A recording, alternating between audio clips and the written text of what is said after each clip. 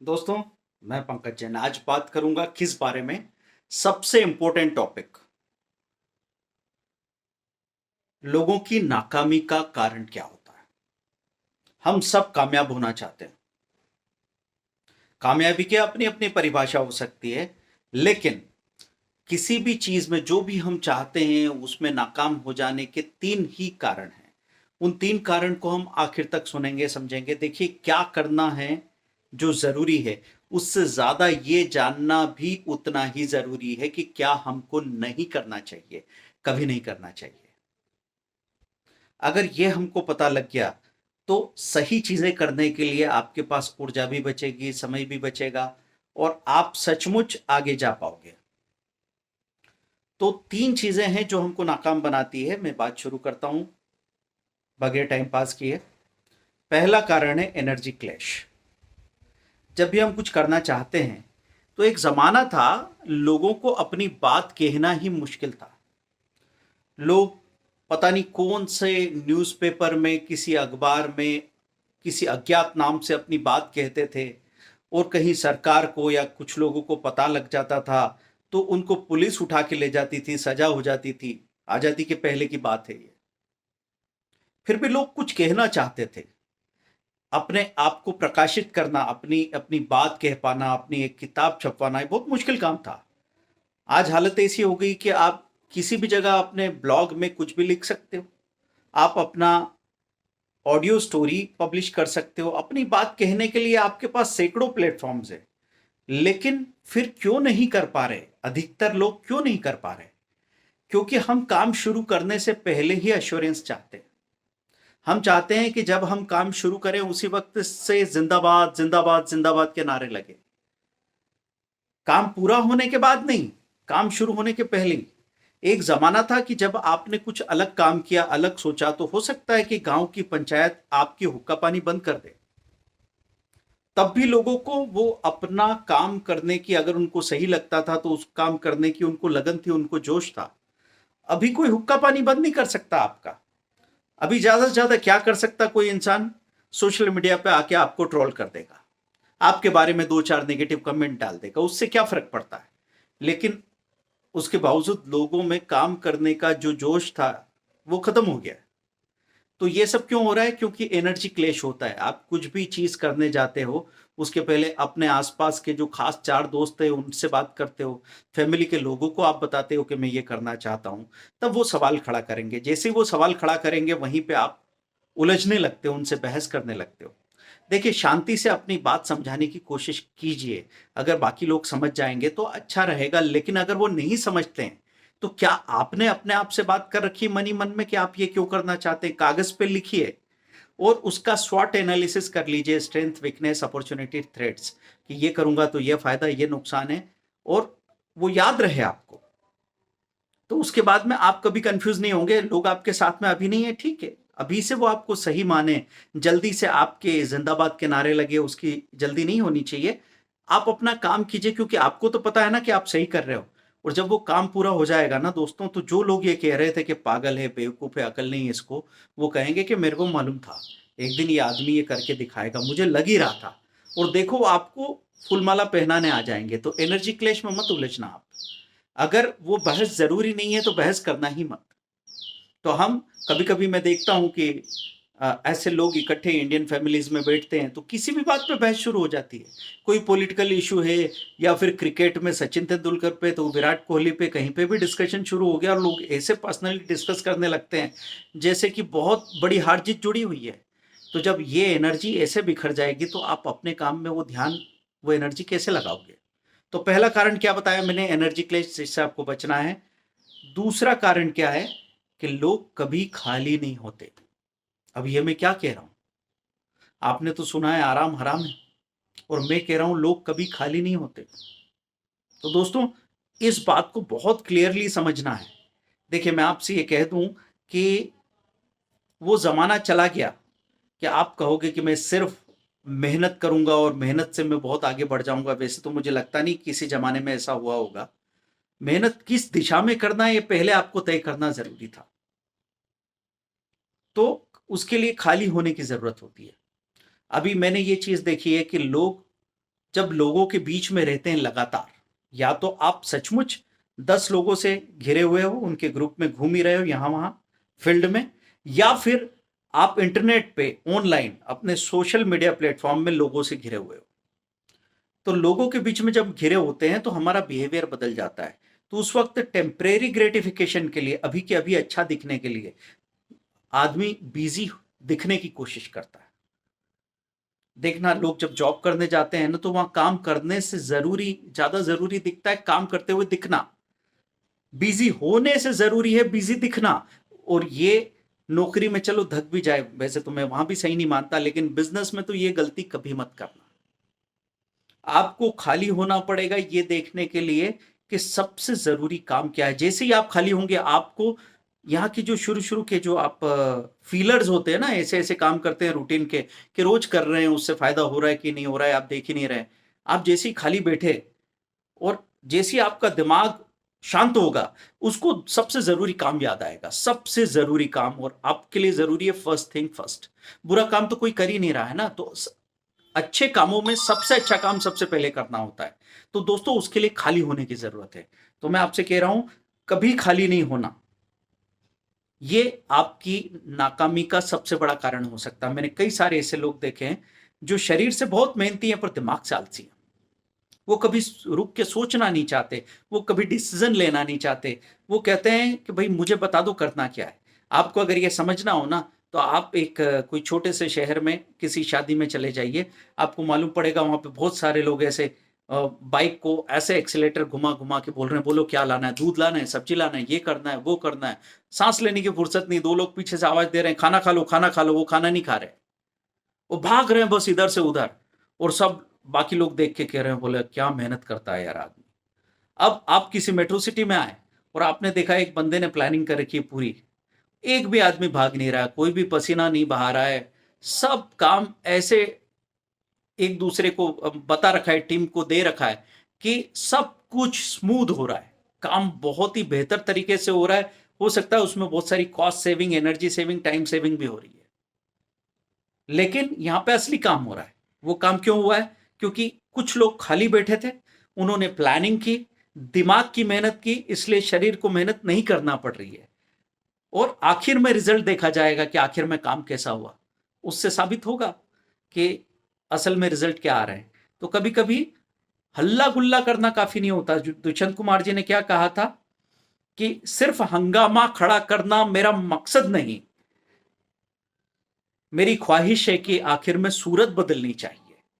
तो सिर्फ हंगामा खड़ा करने से कुछ नहीं होता। तो ये टेम्परेरी ग्रेटिफिकेशन, ऐसी अपनी फेक इमेज बनाना, ये ज्यादा देर की बात नहीं है दोस्तों। अभी आपने तत्काल इंप्रेस कर दिया, बाद में पता लगेगा कुछ दम वाली बात नहीं है, तो और मामला नीचे जाएगा। ग्राफ को नीचे मत ले जाओ। मैं कहता हूं थोड़ी तसल्ली रखो। पहले आपको लोग थोड़ा कम इंप्रेसिव मान ले, कम दमदार मान ले, चलेगा। आप धीरे धीरे धीरे धीरे अपने ग्राफ को ऐसे चढ़ाइए। एकदम से लोगों को इंप्रेस करने की जरूरत नहीं है। तीसरा सबसे बड़ा कारण क्या है? तीसरा सबसे बड़ा कारण है कि हम खुद को लेके और अपने काम को लेके इतने ज्यादा सीरियस हो जाते हैं कि हम काम की रुकावट बन जाते हैं। देखिए, मैं जो भी बात यहां पे कर रहा हूं वो सुनने में पहली बार आपको एकदम अजीब लग सकती है, लेकिन दोस्तों सचमुच यही सबसे बड़े कारण है कि हम अगर किसी चीज को लेके इतने ज्यादा गंभीर हो गए कि हमारी उस काम से इतनी दूरी भी नहीं बनी कि हम उस काम को स्पष्ट देख सकें, क्लियरली देख सकें। उससे एक दूरी बना के ऊंचाई से अगर चीजें देखेंगे, हेलीकॉप्टर व्यू अगर आपका रहेगा, तो उस काम की जो कमियां हैं वो आपको समझ में आएगी। क्या काम आपको सबसे पहले जरूरी है ये समझ में आएगा। आप देखते हैं ना कि डे टू डे के रूटीन के काम पूरे करने में लोगों के लॉन्ग टर्म के जो ड्रीम्स है वो भूल ही जाते हैं। पूरे नहीं होते हैं तो मैं बोल ही नहीं रहा हूं, भूल ही जाते हैं। तो इस तरीके से हम एक मीडियोकर लाइफ जीते चले जाते हैं। उसका खास कारण क्या होता है कि आप अपने आप को लेकर इतने सीरियस हो जाते हैं कि आप सिर्फ अपने ईगो को लेके बैठे रह जाएं। जैसे कई सरकारी ऑफिसेज में मैंने देखा है कि बॉसेस अपने ईगो को लेके इतने ज्यादा पर्टिकुलर होते हैं कि काम को रखो साइड में, मेरी इमेज क्या है, आप मुझे क्या समझ रहे हो। तो उस चक्कर में मैंने कई सारे ऐसे लोगों को देखा है, अथॉरिटी में है तो बाहर किसी आदमी से 2-2 घंटे वेट कराते हैं पहले बॉलीवुड में था ऐसा कि जो स्टार्स थे वो प्रोड्यूसर का पूरा सेट लगा रहता था, वो एक एक दो दो दिन तक पहुंचते नहीं थे वहां पे, आदमी का नुकसान होता था, हाथ जोड़ के वो आता था। इस तरीके से जो इमेज बनती थी वो इमेज कैसी थी कि जिस दिन मौका मिलेगा और जिस दिन आदमी कमजोर पड़ेगा उसको पीछे लात मार के बाहर कर देंगे। आज के जो स्टार्स है वो इतने प्रोफेशनल्स हैं कि वो इस तरह के फेक तरीकों से इज्जत नहीं कमाना चाहते, वो प्रोफेशनल है, वो 10 बजे बोलेंगे 10 बजे वहां अवेलेबल हो जाएंगे, वो प्रोड्यूसर का पैसा बर्बाद नहीं करा रहे। ऐसे हर जगह इस बात की जरूरत है कि आपको अगर सच्ची इज्जत कमानी है तो ये फालतू के हथकंडे और ड्रामा जो है इसको हटाइए, दूर कीजिए। आपको बॉस बनने के लिए अपने सबॉर्डिनेट से, अपने पर्सनल छोटे मोटे कामों में उनसे सपोर्ट की जरूरत नहीं है। आप अपने छोटे मोटे काम अपने हाथ से कीजिए, प्रोफेशनली उनका इस्तेमाल कीजिए जिस चीज के लिए उनका स्किल सेट सबसे अच्छा है। तो दोस्तों, अपने काम को लेके बहुत सीरियस हो जाने में क्या होता है कि आप हार से डरने लगते हैं। तो आप काम कैसे करें? खेल मान के काम कीजिए। तो out of the box thinking क्यों बनेगी कि जैसे मैं ट्रेडिंग करने जा रहा हूँ, ट्रेडिंग में मैंने कोई पर्टिकुलर टेक्निकल एनालिसिस का स्ट्रेटेजी समझ लिया और मैं इस चीज़ को करता हूँ, तब मैंने किसी ऐसे इंसान का नज़रिया भी सुन लिया जिसको मैं बिल्कुल भरोसा नहीं करता। मैंने उसका एक तरीका, दो तरीका, तीन तरीका ऐसा समझा और फिर उसको प्रैक्टिकली अप्लाई भी किया और फिर मुझे पता लगा कि ये तरीका ठीक नहीं है। देखो, अब मुझे फिर से समझ आ गया। तो बार बार हमको रीएश्योर करना पड़ता है। जैसे घर में आपकी बीवी है या आपकी प्रेमिका है, तो उसको दिन में 3 बार आई लव यू बोलने की जरूरत क्यों है? भाई, प्यार तो आप करते ही हो, आपने बोला ही था ना 20 साल पहले, 10 साल पहले, तो बार बार क्यों बताना है? क्योंकि हम रोज खाना खाते हैं, टेस्टी खाना खाते हैं, रोज आपको कोई आदर और प्यार देता है तो मजा आता है ना। तो दिक्कत क्या है? तो आपको अपने आप को रिएश्योर करने के लिए, जो लोग आपसे एग्री करते हैं, आपके जैसा सोचते हैं, उनकी बात तो सुननी होती, पर उससे ज्यादा जरूरी उन लोगों की बात सुनो जो आपको लगता है आपसे विपरीत है, अपोजिट है बिल्कुल। उनकी बात सुन के आपको अपनी बातों में अगर बदलाव की जरूरत होगी तो बदलाव हो जाएगा, और अपनी बात अगर और पक्का उसमें भरोसा चाहिए तो भरोसा भी बन जाएगा दोस्तों। तो ये 3 रीजन पे आप काम कीजिए कि सक्सेस, मैंने ये देखा है कि जो चीज मैंने बहुत सीरियस होकर की थी उसमें तो मैं सक्सेसफुल नहीं हुआ, लेकिन जो चीज मैंने कैजुअली कर दी, एकदम कैजुअल तरीके से, वो मेरी पहचान बन गई। भाई, मैं सीरियसली क्या कर रहा था? सोचिए, जब मैं मैकेनिकल इंजीनियर रहा और अपना जॉब करने के लिए जाता था, भले मेरा मन नहीं लग रहा होगा, मैं नहीं था अंदर से इंजीनियर, लेकिन मैं काम करने के लिए तो बहुत गंभीर तरीके से कोशिशें करता था, कुछ होता नहीं था। फिर समझो मैंने अपनी मैगजीन पब्लिश करने की कोशिश की, तो उसमें भी बहुत सीरियस था, क्योंकि मैं अपनी किताबें लिख रहा था, मैगजीन पब्लिश कर रहा था, तो ऐसे सोच के लिख रहा था कि आज मैंने लिखा, कल किसी ने सुना और परसों दुनिया बदल जाएगी। मैं थोड़ा लाइट नहीं था उस मामले में कि भाई ऐसे लफ्जों से दुनिया नहीं बदलती, ऐसे किताबें पढ़ के दुनिया बदल रही होती तो इतनी लाइब्रेरी में किताबें धूल नहीं खा रही होती। तो जब मैं थोड़ा सा लाइट हुआ, और लाइट मूड में मुझे लगा कि चलो, ये पैसे के लिए लोगों की बहुत ज़्यादा प्यास है, तो ये स्टॉक मार्केट के बारे में कुछ बताया जा सकता है। मैंने वहाँ शुरुआत की, कैजुअल था, स्टार्ट मेरा कैजुअल था, इसीलिए तो मेरी अप्रोच बहुत अच्छी रही। अगर कोई बहुत अच्छा जानने वाला, बहुत अच्छा स्टूडेंट है, वो अच्छा टीचर कभी नहीं बन पाता, क्योंकि उसको ऐसा लगता है कि मेरे जैसे सब लोग इंटेलिजेंट है। अच्छा टीचर वो इंसान बनेगा जो बुद्धू हो। मैं बुद्धू था दोस्तों, मैं फिनांस के फील्ड में इतना बुद्धू था कि सबसे आखिरी सीट पे जो आदमी बैठा है, जो बच्चा बैठा है, जिसको कोई बात समझ में नहीं आती, मैं उसकी पीड़ा समझ सकता था। इसलिए हर बात मैंने डिटेल में समझाई, छोटी छोटी बात पे बात की। अकाउंट कैसे खोलना है वो भी बात करूंगा, बाइंग सेलिंग कैसे करनी है, स्टॉप लॉस कैसे लगाना है, कहाँ डर लग रहा था मुझे, नुकसान में मैं क्या फील कर रहा था, फायदे में क्या फील कर रहा था, घर जाके लोग क्या बात करते थे, हर बात पे बात की मैंने। और ऐसे करते करते हमारे कोर्सेज बने एक कंप्लीट सॉल्यूशन।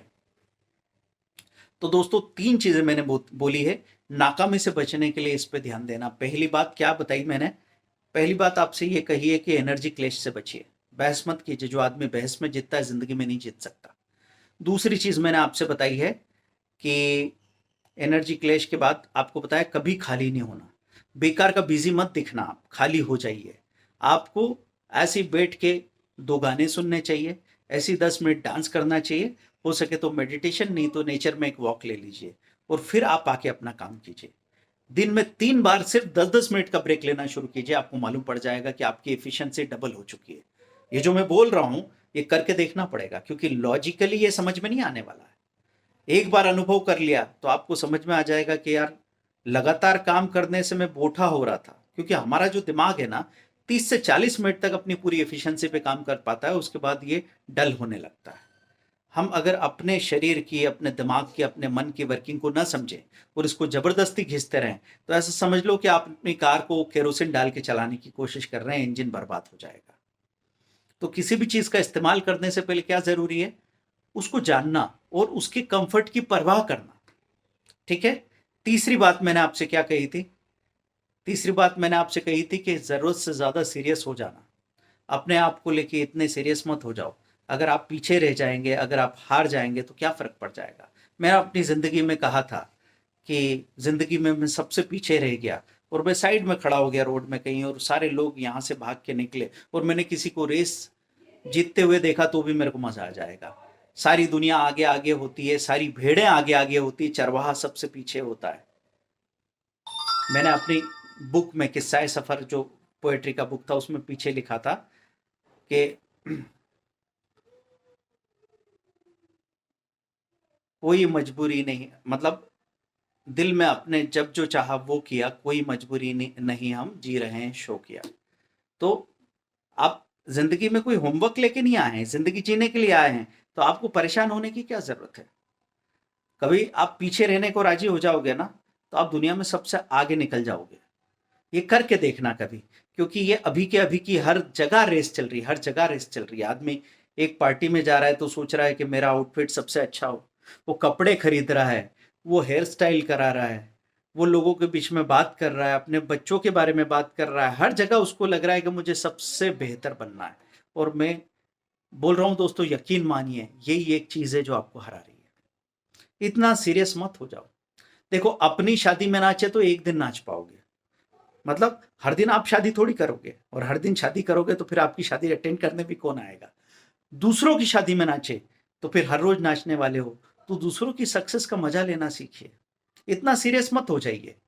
तो जब आप थोड़े से कैजुअल हो जाएंगे ना, तो आपको अलग अलग तरीकों से चीजों को देखने की फुर्सत मिलेगी, और जब ऐसा आप करोगे तो मजा आ जाएगा। इसके लिए मैं एग्जांपल देता हूं।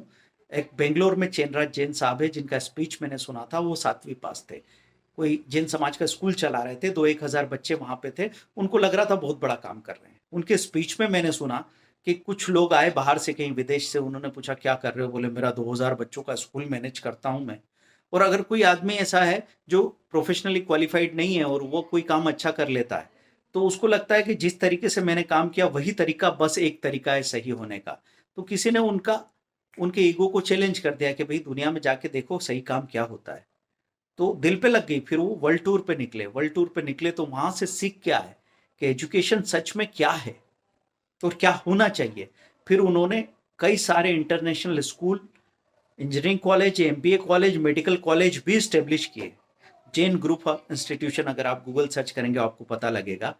तो 7वीं पास वो व्यक्ति का स्पीच सुन के आप कह नहीं सकते कि कहीं कोई कमी है। और वो सब कैसे हुआ, थोड़ा सा कैजुअल हुए, थोड़ा सा अपनी धुन से बाहर निकले और बाहर गए। बाहर जाने का वक्त निकालना पड़ा होगा ना। एक बिजी आदमी अगर दुनिया घूमने गया होगा तो 3 महीने, 6 महीने, 12 महीने का वक्त लगा होगा, पैसा लगा होगा, यहाँ का काम रुका होगा। ये सारी चीजें देनी पड़ती है, तब जाके असली काम होता है दोस्तों। तो 3 चीजें मैंने आपको बताई है। फिर से सुनिएगा इस वीडियो को और बार बार इसको थोड़ा सा अपने आप से रिलेट कीजिए, तब जाके जिंदगी बदलेगी। आपको ये वीडियो कैसा लगा मुझे बताइए। अगर आपको लगता हो कि चीजें उतनी दमदार नहीं है, बकवास है, तो मैं बकवास बंद कर दूंगा। अगर आपको सच में मदद करता है तो मैं आगे भी ये प्लान कर रहा हूं कि आप 2 दिन के लिए गोवा में आने का प्लान कीजिए। आप हमारे साथ वो चारों चीजें सीखेंगे, मतलब स्टॉक मार्केट की ट्रेडिंग, हेल्थ आपका बेस्ट हो जाए, आपकी रिलेशनशिप बेस्ट हो जाए, और साथ में आपके अंदर एक अलग तरह का आनंद आ जाए, एक शांति, एक आनंद। ये सब कुछ पॉसिबल है, न के बराबर कॉस्ट में, क्योंकि ये नॉन कमर्शियल प्रोजेक्ट होगा। आप लोग अपना इंटरेस्ट दिखाइए। आप अपनी फैमिली को लेके आ सकते हैं, अपने कपल को लेके आए तो बहुत बहुत अच्छा होगा। क्योंकि मुझे क्या लगता है, जिंदगी में ये बड़े बड़े ऑर्गेनाइजेशन में मैं यकीन नहीं रखता। मैं एक अकेले इंसान में, अकेले परिवार में यकीन रखता हूँ। एक परिवार, एक घर सुधरा तो दुनिया सुधर जाएगी दोस्तों। Thank you very much. speedearning.com, stockforexcourse.com। Video अच्छा लगा तो शेयर कीजिए, सब्सक्राइब कीजिए और कमेंट जरूर कीजिए कि क्या सुधार हम अपने आप में करें, किस बारे में आप बात करना सुनना चाहते हैं। क्योंकि आगे मैं रिलेशनशिप पे भी एक फ्री सेमिनार लेने के बारे में सोच रहा हूँ, पेरेंटिंग पे भी एक फ्री सेमिनार लेने के बारे में सोच रहा हूँ, और साथ में सोच रहा हूँ होम स्कूलिंग के बारे में। तो कौन से टॉपिक पे आप फ्री सेमिनार अटेंड करना चाहते हैं अपनी फैमिली के साथ में, ये मुझे बताइए ताकि मैं उस दिशा में समय दे सकूं। Thank you very much. Bye bye.